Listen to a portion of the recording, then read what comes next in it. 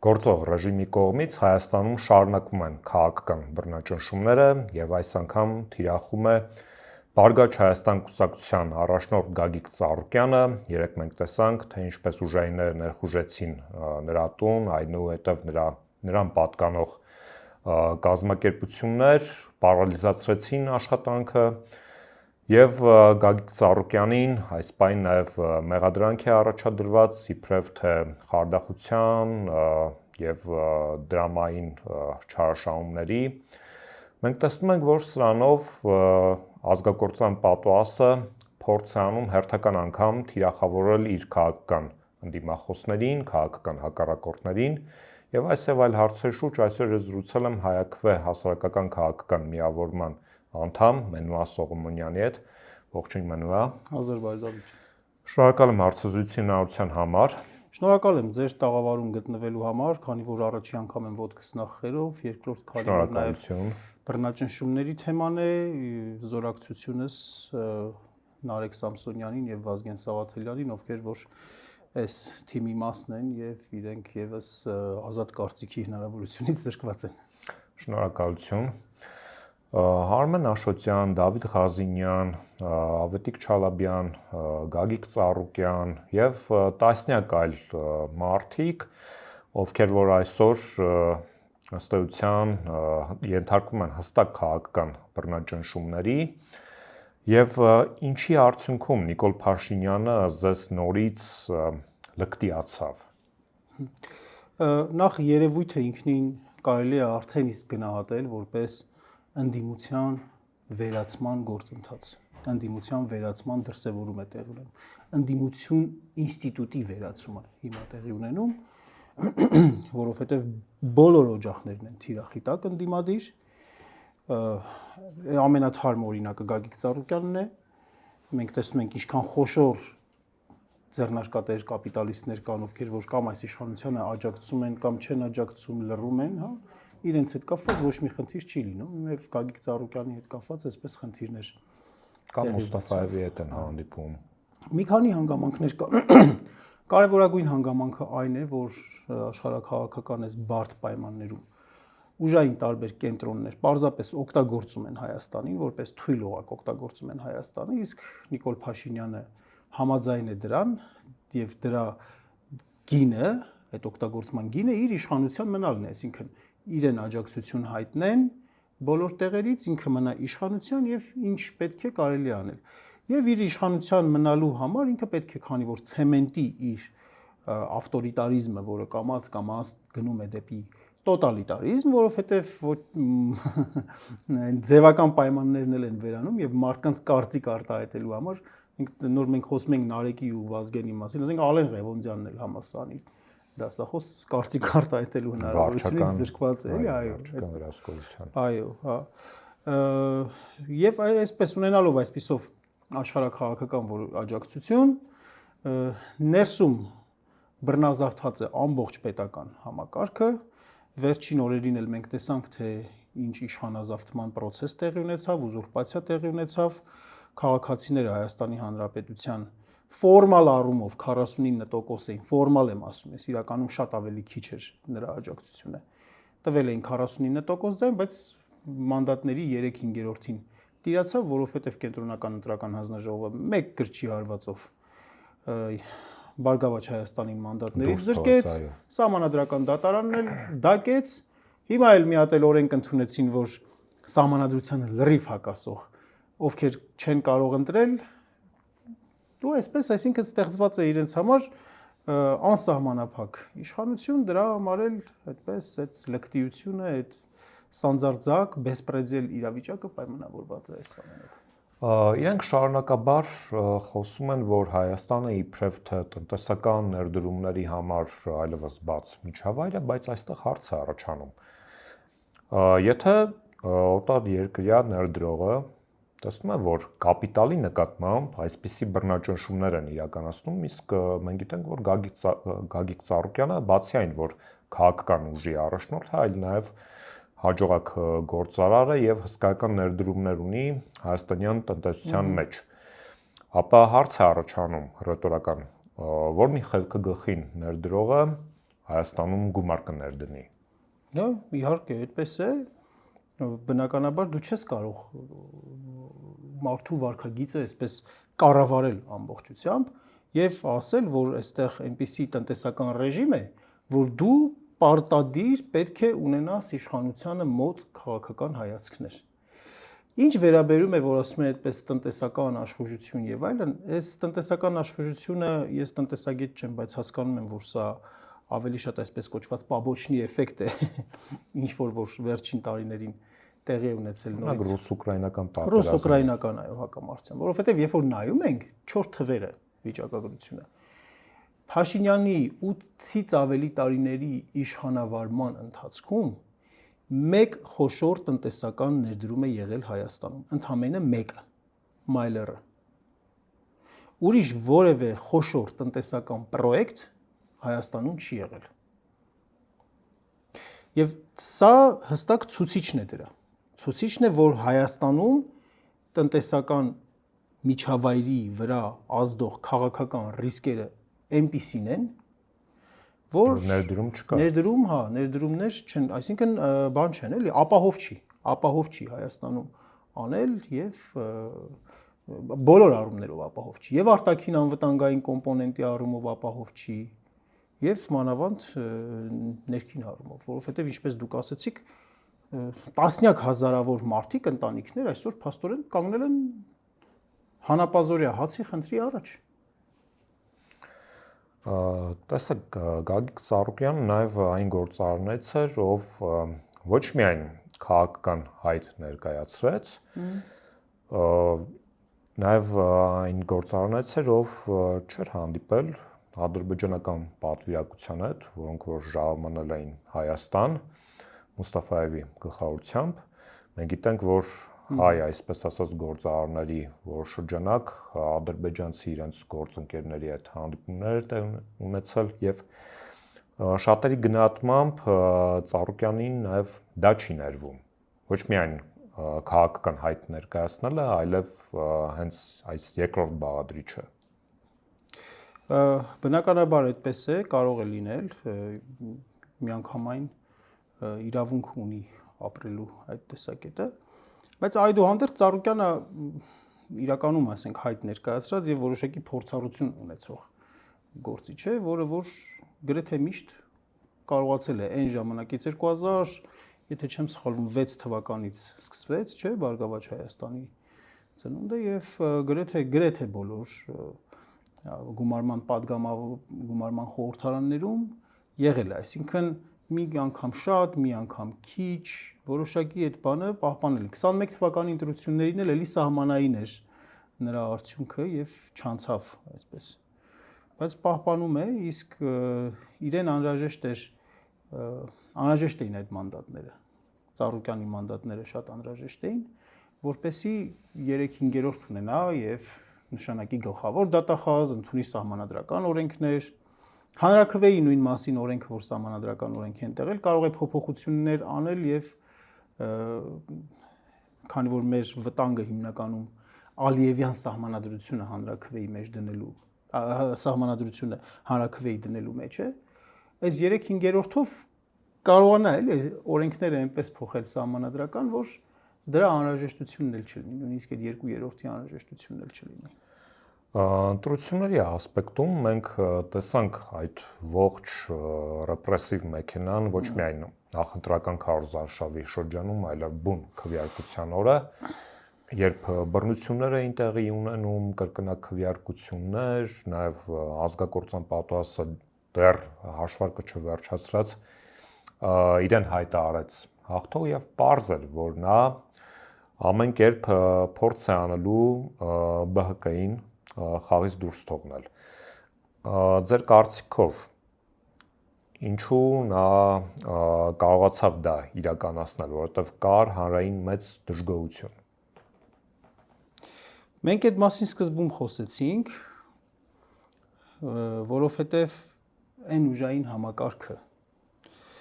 որը որ այսօր նրա տիրապետության տակ է,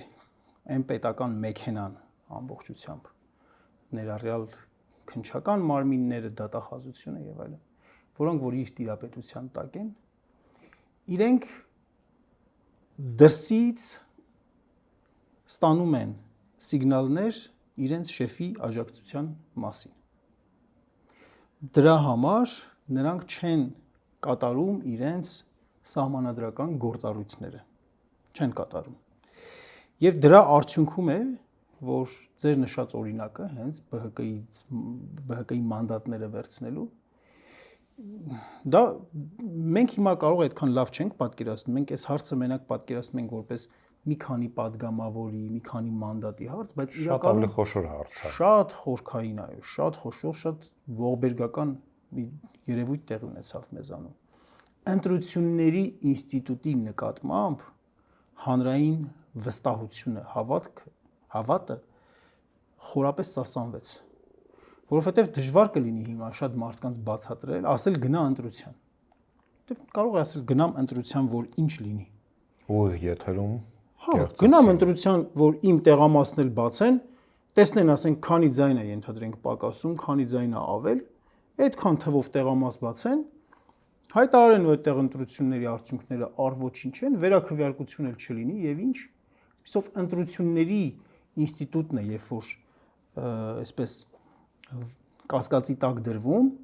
սա Հայաստանի Հանրապետության սահմանադրության երկրորդ հոդվածի ոտնահարում է, սահմանադրական կարգի տապալում է ինքը նշանակում, որովհետև ժողովուրդը իր իշխանությունը իրացնում է ընտրությունների միջոցով, եթե դու այդ ընտրությունների ինստիտուտը վերցնում ես եւ կներեք մի հատ ժարգոնային բառ օգտագործեմ, ցբխում ես, այս դեպքում նշանակում է, որ ընտրությունը ոչ թե ընտրություն է իր բուն իմաստով, երբ որ շատը ընտրում է քչին, այլ ընտրությունը այն իմաստով, որ վերևից ինչ որ մեկը չի ընտրում, ուղղակի ջոկում է։ Տեսեք, ընտրությունները ավարտվեցին եւ մենք տեսանք այս ողջ ապօրինությունների շղթան եւ տեսանք նաեւ Ուրսուլա ֆոն դեր Լայենի այցը Հայաստան եւ շնորհավորանքը իբրև թե ազատ ժողովրդավար ընտրությունների անցկացման եւ վերընտրվելու համար կարող ենք արդյոք ֆոն դեր Լայենի այցը կապել այս տեղնուցող բռնաճնշումների հետ։ Իհարկե, անշուշտ ֆոն դեր Լայենի այցը հենց կանաչ լույս էր Փաշինյանին, որ արա ինչ որ ուզում ես, միայն թե պահպանի այն գիծը, որը որ մենք քեզ թելադրում ենք։ Եվ հատկանշական է, որ Ծառուկյանի նկատմամբ այս ճնշումների նոր փուլը սկսվեց իր Ռուսաստան այցելության։ Այո, օրը ցույց տալու համար, որ տերուտիրականը իբր թե ինքն է այս երկրում։ Եվ փոքրիկ իհարկե բան է, բայց սիմվոլիկա կա, փոքրիկ իրադարձություն է, բայց սիմվոլիկա կա, եվրոպական մեկ այլ պաշտոնյայի հայկական ծիրանի ջեմը ցուցադրելը այն մեսեջով, որ ծիրանի ջեմը կապվում է Հայաստանում փոփոխությունների հետ, ինչ որ դրական իմաստով, դրական, այսինքն հեն ինչ որ տեսնում են իրենք, այստեղ ինչ որ կատարվում է, իրենց օբյեկտիվորեն զեկուցում են, չէ՞։ Այսինքն իրենց դեսպանությունները, տարբեր ներկայացուցիչությունները իրականում զեկուցում են, նրանք արդյոք չգիտեն, որ չի կարելի 3 տեղամաս բացել, առ-ոչինչ համարել ու 59000 մարդու, ասենք, ձայն այդպես կորչի գնա, ասենք մանդատները վերաբերում, Գերմանիայում ֆոն դեր Լայենի համար պատկերացնելի կլինի, որ օրինակ իրենց կենտրոնական ընտրական հանձնաժողովը, օրինակ ազատ դեմոկրատական կուսակցությանը կամ կանաչների կուսակցությանը մի քանի տեղամասեր բացի, հետո մի 3 միլիոն մարդ է այնտեղ էլի 5% կազմում։ Մի 3 միլիոն մարդու, ասենք, ընտրությունը այդպես տապալի առ-ոչինչ համար, չեն կարող այդպիսի բան։ Իրենց զեկուցում են այս մասին, իրենք շատ լավ տեղյակ են, բայց այն որ ասում ասուկինսին նոնաշ այսպես բան կա, հայտնի արտահայտություն է եղել, այդ է գործում, որովհետև մեր եվրոպական գործընկեր երկրների ես շարունակում եմ դիվանագիտական բառապաշար օգտագործել։ Մեր եվրոպական գործընկեր երկրների եւ հատկապես կառույցների Հայաստանի հանդեպ քաղաքականության մասնավորապես եւ առհասարակ արտաքին քաղաքականության հիմքում ցավոք այդ կազմակերպությունների կանոնադրություններում, նրանց ստեղծման ֆունդամենտներում դրված արժեքները չեն, այլ աշխարհաքաղաքական այսրոպեական շահերն են։ Այդ տեսեք, այս ընտրությունների համատեքստում ինչն էր հետաքրքիր, որ Որքան էլ որ փորձեցին այդ ողջ ռեպրեսիվ ապարատը օգտագործել, նաև վարչական ռեսուրսի դեպ ես հիշում եմ, որ նախքան քվեարկության օրը իրենք հոխորտում էին, որ 60-65% են ստանալու, բայց անգամ այս ողջ ապօրինությունների շրջանակներում հազիվ 49% կարողացան ըստության նկարել։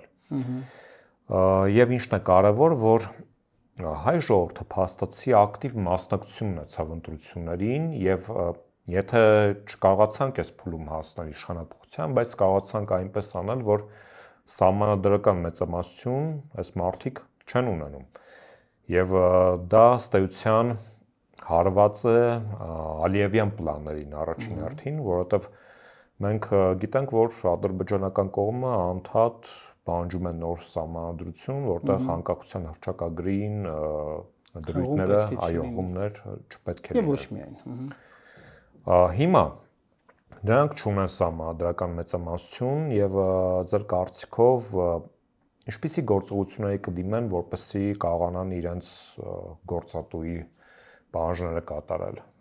Ադրբեջանի համար շատ կարևոր է։ Շատ կարևոր է այդ սահմանադրությունն անցկացնելը նաև պրեստիժի տեսանկյունից Ալիևի համար շատ կարևոր է, որ ցույց տա, որ իրականում Հայաստանում ինքն է իշխում, ինքն է կառավարում, այդ շատ կարևոր է իրենց համար։ Եվ դրա համար այդ ճնշումները այսպես շարունակվում են։ Եվ դրա համար պատահական չէր հենց ԿՀ-ի այդ որոշման օրը Հիկմետ Հաջիևի Հայաստանում գտնվելը։ Ես մի անգամ այդ առիթով խոսել եմ, հիշել եմ Կնքահայրը 2 ֆիլմի այն դրվագը, երբ որ դատավարությունը երբ որ տեղի է ունենում, Մայքլի մոտիկ կանգնած մարդը, որ պետք է իր դեմ ցուցմունք տա, նրա եղբայրն է գալիս, անգլերեն չիմանալով, ուղղակի մի հատ երևում է դատական նիստերի դահլիճում եւ թողնում է գնում է։ Իր ֆունկցիան այդ Երևալն էր, հիմա Հիկմետ Հաջիևի ֆունկցիան այդ Երևալն էր, այսինքն ադրբեջանական ազդեցությունը այստեղ շատ ակնհայտ են դարձնում, հա, բայց միայն այդ անկախության հռչակագրի հղումը հանելը չի նպատակը, այլ Փաշինյանի իշխանությունը նաև ցեմենտող շատ դրույթների մասին կարող է լինել սահմանադրության մեջ։ Ես համոզված եմ եւ նաև երկու կարևոր դրույթ եւս, որ մենք այդպես լսում ենք այդ մասին, տեղյակ ենք կամ ունենք ռացիոնալ ենթադրություն, մեկը առաջադրվելու ժամկետների չկոմունիկացիա սահմանադրության մեջ, հա, Հայաստանյաց առաքելական Սուրբ եկեղեցու առանձնահատուկ կարգավիճակի հարցը, որ կարող է հանեն այդ համապատասխան հոդվածը, եւ երկրորդը հողը սեփականության իրավունքով միմիայն Հայաստանի Հանրապետության քաղաքացիներին պատկանելու մասին այդ սահմանափակումը կարող է լինել։ Հիմա մի փոքր ոնց որ կներեք հարցից բան արեցինք, շեղվեցինք, հարցի սկզբնական բանը բաց թողեցի։ Ինչ քայլեր նրանք պետք է իրականացնեն, հա, ինչ քայլեր պետք է իրականացնեն։ Առաջին հերթին դե ինչի մասին որ մտավախություններ բոլորն էլ ունեն, մանդատներ նորից գողանալ, այսինքն ճնշումների միջոցով տարբեր տիպի փորձել ընդդիմությունից իրենց կողմ քաշել մարդկանց։ Երկրորդ, որ փոփոխություններ, եթե խնդիրը հենց հանրաքվեի մեջ է, որը որ պահանջում է ազգային ժողովի падգամավորների 2/3 համաձայնություն հանրաքվեի դնելու հարցում, բայց այդ դրույթը ֆիքսված է որտեղ հանրաքվեի մասին սահմանադրական օրենքում, այո։ Մտնել սահմանադրական օրենքը, փոխել այդ դրույթը, բերել ավելի քիչ համաձայնություն 3/5 թեկուզ համաձայնություն արտահայտող ձևով։ Իդեպ դրա մասին նրանք արդեն քննարկում են, որ պատրաստում են փոփոխություններ այդ օրենքում անել։ Այո, հենց դա է դրա բովանդակությունը։ Այստեղ շատ կարևոր է հակառակ կողմի, ընդդիմադիր կողմի։ Հենց դրա մասին էի նաև ցանկանում խոսեինք, ունենք երկու կարևոր մարտահրավեր այս փուլում։ Քաղաքական բանտարկյալների ազատ հարձակման հարցը, որտեղ տեսնում ենք, որ գրեթե յուրաքանչյուր օր խուզարկություններ, կալանավորումներ, ձերբակալություններ եւ տեսնում ենք, որ այս պահին գոնե չկա համակարգային դիմադրություն, կա ֆրագմենտացված դիմադրություն, հայտարարությունների տեսքով, որոշակի ակցիաների տեսքով, բայց այդ ամեն ինչը սիստեմատիկորեն չի կատարվում, այլ լինում է որոշ ապօրինություն, արձագանքում ենք եւ հետագայում ամենը իր գործով ըստ էության։ Եվ սահմանադրության հետ կապված մարտահրավերը, որտեղ նրանք հայտարարում են, որ անելու են դա։ Ինչ պետք է անի ընդդիմությունը այս երկու գործընթացներում ռեժիմին զսպելու համար։ Ես համաձայն եմ ձեզ հետ, որոշ հուսադրող բաներ ես էլ եմ տեսել։ Հուսադրող բան հանգամանք կարող է լինել, որ օրինակ Սամվել Կարապետյանը հայտարարում է կոնսոլիդացիա իրականացնելու մասին։ Օրինակ Լևոն Զուրաբյանը խոսում է ոչի ճամբար ստեղծելու մասին։ Այո, սահմանադրության մասով։ Սահմանադրության, այո, Ալիևյան սահմանադրությունը մերժելու։ Ակնհայտ է, որ մինչև մի հարթակ չլինի, մի պլատֆորմ չլինի ընդհանուր քաղաքական կապ չունի խորհրդարանական եւ արտախորհրդարանական։ Ի վերջո այստեղ կարևորը ստատուսն էլ է կարևոր, բայց այստեղ կարևորը միտք գեներացնելու կարողությունն է։ Միանշանակ։ Այդ հարթակը երբ որ չստեղծվի, պետք է ստեղծվի։ Եվ այդ հարթակի շրջանակում գեներացվի այն միտքը, այն մեր պատասխանը Չեմբերլենին, այն համարժեք առաջարկը, այո, ուղղված թե դրսին եւ թե նաեւ մեր ժողովրդին եւ առաջին հերթին դրսին, որովհետեւ մեր ընտրությունները իսկապես ցույց տվեցին, որ մեր ժողովրդի մեծ մասը չի ուզում Փաշինյանին, այլևս չի ուզում Փաշինյանին։ Բայց այդ միտքը գեներացնելու խնդիր նախ եւ առաջ կա եւ այդ դրան զուգահեռ ես կարծում եմ, որ հնարավորություններ կան ակտիվ գործունեություն ծավալելու, որոշակիորեն երկիշխանության էֆեկտ ձևավորելու եւ այս իշխանությունների գոյությունը իմաստազրկելու, ապա լեգիտիմացնելու հնարավորություններ կան։ Ուղղություններից մեկն էլ կարող է լինել հենց քաղբանտարկյալների թեման։ Քաղբանտարկյալների թեման բավականին կարևոր եւ ակտուալ։ Կարևոր է եւ այս հարցում, այո, իմ ու քո չպետք է լինի։ Իմ ու քո չպետք է անկախ նրանից ով ում նկատմամբ ինչ վերաբերմունք ունի, սա հարց է, սա թեմա է, որ ամբողջ աշխարհին է նաև հասկանալի այս թեմայով խոսելը, բայց ամբողջ խնդիրն անում է, որ եթե ֆոն դեր Լայենը գալիս է եւ 2-3 կազմակերպություն այդպես փոքր ուժերով հավաքվում են ու գոռում են, դա մի էֆեկտ ունի, երբ որ օրինակ ասենք այդ օրը հանրապետության հրապարակի կեսը լցվեր, դա լրիվ ուրիշ էֆեկտ կարող է ունենալ, էլի։ Շնորհակալություն հետաքրքիր զրույցի համար։ Ես եմ շնորհակալ, որ հրավիրեցիք։ Իմ հյուրն էր Հայաքվե միավորման անդամ Մենուա Սողոմոնյանը, ձեզ հետ էր Դավիթ Ֆիդանյանը, բաժանորդագրվեք Antifake YouTube-յան ալիքին, շարունակեք աջակցել ալիքին, Patreon, Super Chat, Donation Alerts, քարտային դրամական փոխանցումներ եւ կհանդիպենք հետագայում։